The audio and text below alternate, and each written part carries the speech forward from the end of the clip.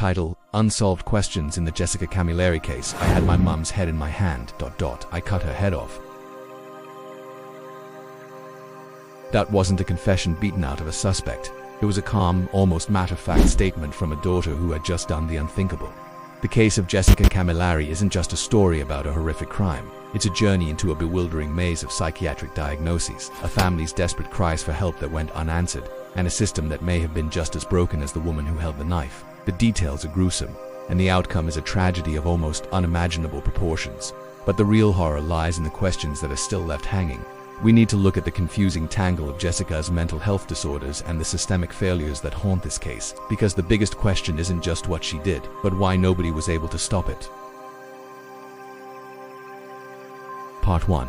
The inevitable tragedy. To make sense of what happened on July 20th, 2019, you have to understand the life that led up to it. From a very young age, Jessica's family knew something was different. She was eventually diagnosed with a mild intellectual disability, which placed her in the bottom 1% of the population with an IQ between 55 and 60, but that was only the start of a long and confusing diagnostic road. Over the years, doctors and psychiatrists applied a cascade of labels: autism spectrum disorder, obsessive-compulsive disorder, attention deficit disorder, and, most critically, intermittent explosive disorder, condition defined by sudden, extreme episodes of rage. Forensic psychiatrist Professor David Greenberg would later testify that, in truth, there's no one disorder that describes her, just highlighting the sheer complexity of her mental state. Life for the Camilleri family was a constant battle. Jessica's mother, Rita, was her primary caregiver, a woman her family described as having a heart of gold, but one who was often blinded by a deep maternal love. She struggled to manage her daughter's behavior, which could explode with little to no warning.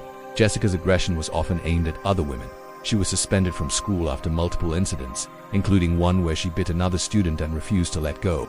The family's search for help grew more and more desperate. They tried specialists, doctors, and a cocktail of medications, but nothing seemed to touch the problem, in a heart-wrenching sign of just how desperate she was. Rita at one point paid a psychic $2,500 to get the demon out of Jessica.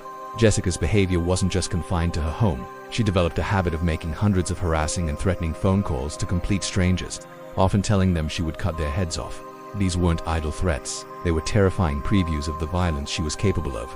Rita would report these calls to the police, not to punish her daughter, but as a desperate attempt to get any kind of intervention.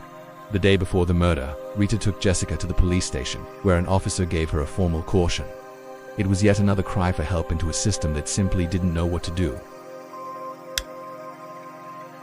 Part 2. The crime and the confusion. The final 24 hours of Rita Camilleri's life were filled with an ever-growing tension.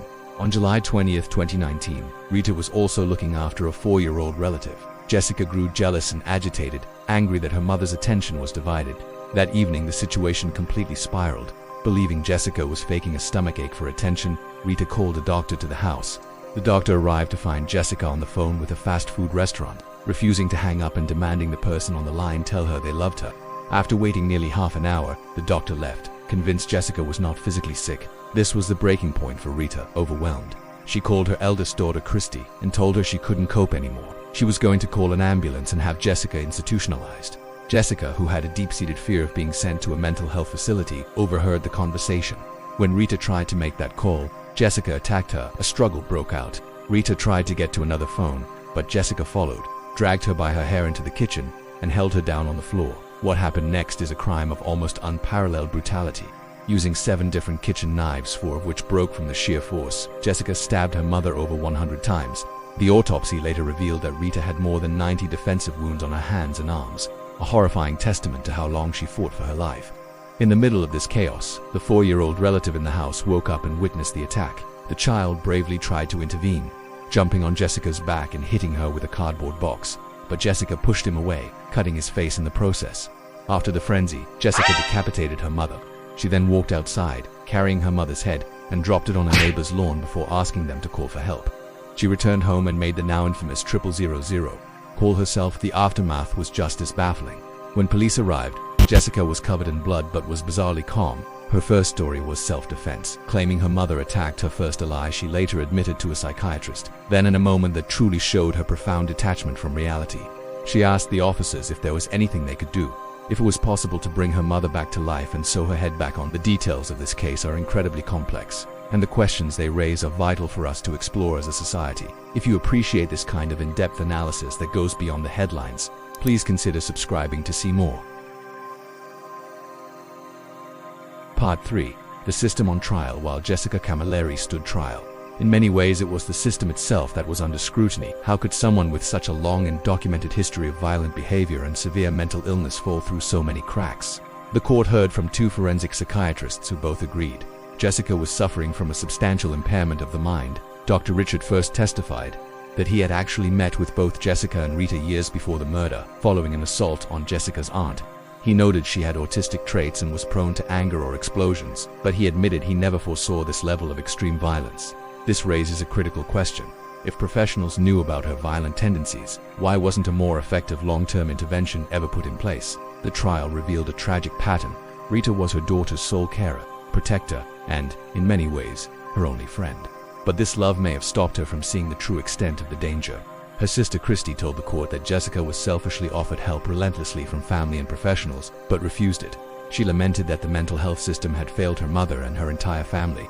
Jessica's case highlights a painful dilemma. She was bounced between the justice system and the mental health system, and neither was equipped to handle her unique and complex combination of conditions. On at least 4 prior occasions involving assault, she was referred to mental health professionals instead of being punished, yet no referral ever led to a lasting solution.